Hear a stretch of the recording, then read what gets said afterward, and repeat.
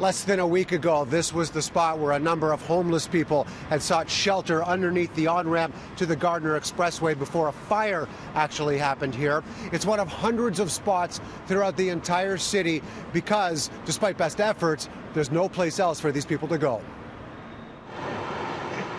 Huddled below his plea for help on a sign, inside pieces of wood and blankets, Jason has made Yonge and Front Street his home for now.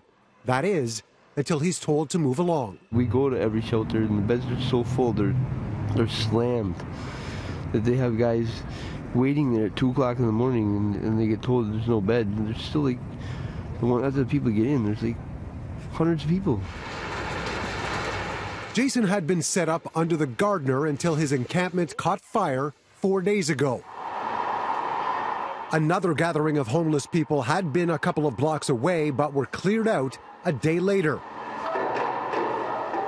A last resort after continued outreach, according to the city. It's a full-time job. It's a 24/7 job, frankly. There's several teams within our shelter support and housing division who all they do is that outreach. There is significant effort and funding by the city government to do that work. In 2019, a total of 782 encampment sites were identified. 280 notices were given by the city, and 262 clearances took place. Some locations were counted multiple times, leading to an increase in numbers and could be one or more people. People is there for a reason, because there's no housing in the city. We understand that the city has some public and health safety around that, but what are the opportunities that these people have? The city's Streets to Homes project had a budget of nearly $6.5 million in 2019, and yet the encampment sites continue to pop up. And can we attribute those high numbers to the fact that it takes a long time to make this happen?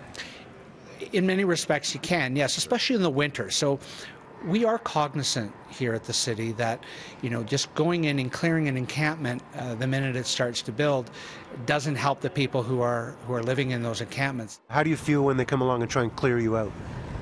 Why? Well, I'm not bothering nobody. Like, I can understand if people are making a mess, and there is some places that, there's stuff laying around that shouldn't be laying around. But if you treat the place with respect and you keep it clean and you're not disturbing anybody, you're trying to just stay warm.